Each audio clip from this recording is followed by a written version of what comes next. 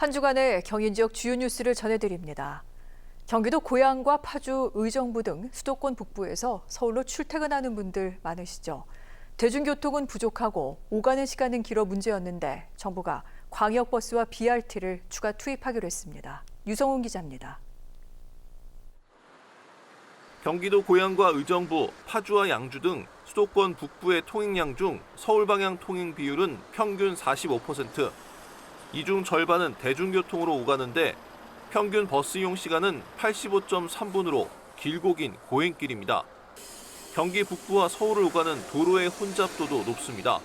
아침에 출근 지옥을 피하기 위해서 새벽에 출근을 해야 되고 저녁에 퇴근을 칼퇴를 해서 집에 오더라도 늦은 저녁이 되기 때문에 정부가 수도권 출퇴근 30분 시대를 위해 경기 남부에 이어 이번엔 경기 북부 교통대책을 내놨습니다.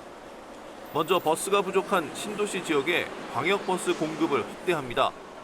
이용객이 많아 탑승 대기가 긴 양주와 의정부에 출근 시간 전세버스를 각각 2회와 1회 추가 투입하고 고양 덕은과 향동지구, 양주 회천지구에는 수요 응답형 버스인 광역 DRT 9대를 새로 도입합니다.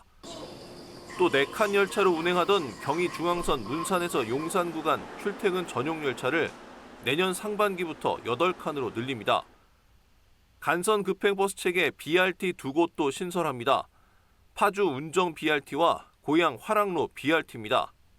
수도권 북부 지역의 인프라, 통행 분포 등을 면밀히 분석하고 지자체들의 의견과 협의를 거쳐 마련했습니다. 올해 말 개통 예정인 GTX-A 파주 운정과 서울역 구간에 맞춰선 운정역 환승센터도 만듭니다. 국토교통부는 수도권 남부권과 북부권 대책에 이어 동부권과 서부권 교통 대책도 발표할 예정입니다.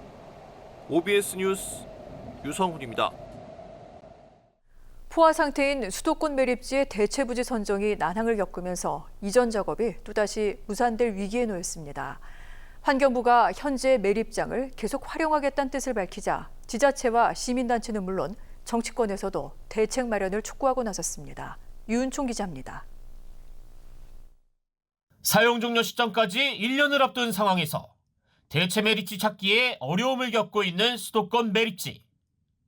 오는 25일 3차 공모가 끝나는데 아직까지 신청 지역은 한 곳도 없습니다. 공모 책임을 맡은 환경부는 미온적인 태도입니다. 지난 28일 열린 기자간담회에서 한하진 환경부 장관은 3차 공모가 불발되면 반입량을 줄여 기존 3-1 매립장을 사용하겠다고 말했습니다. 사실상 기존 매립지를 계속 사용하겠다는 입장을 드러내자 지역 여론이 들끓고 있습니다. 지역 주민들은 매립지 이전 의지가 없다며 집회를 열어 반발했고 시민사회도 정부 차원의 대책을 요구했습니다.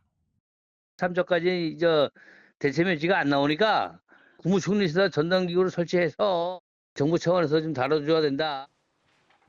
정치권도 더뎌지는 이전 작업에 목소리를 높였습니다. 인천 서구 지역 이용우 더불어민주당 의원은 정부의 적극적인 행정력 투입을 촉구했습니다.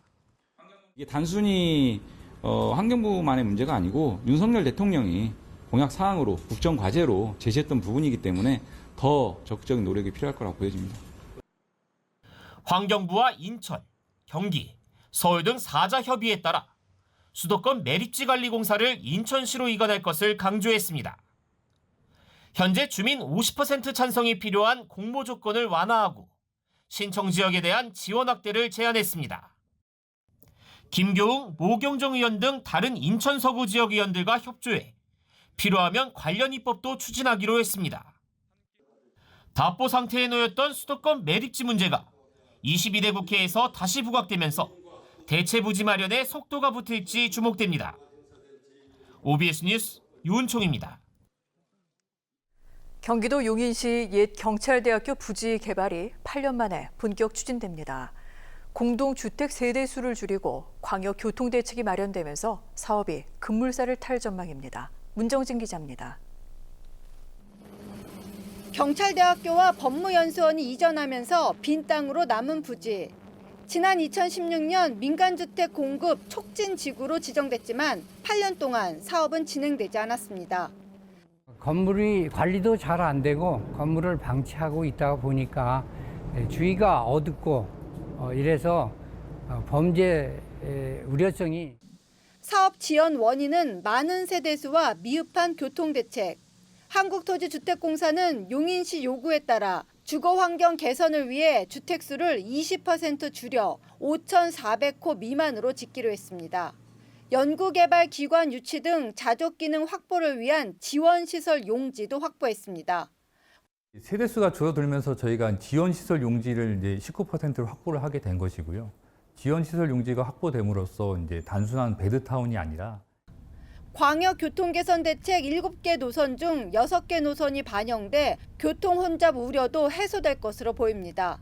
영동고속도로 동백나들목 신설도 LH가 사업비의 29.5%를 부담하기로 했습니다. 우리 용인 입장에서 시민들을 위한 여러 가지 대책을 제시를 했고 LH가 우리 용인의 입장을 많이 수용한 결과라고 생각을. 사업지 중앙에는 약 9만 제곱미터 부지를 LH로부터 기부 체납받아 시민들을 위한 문화체육시설을 조성할 계획입니다. OBS 뉴스 문정진입니다.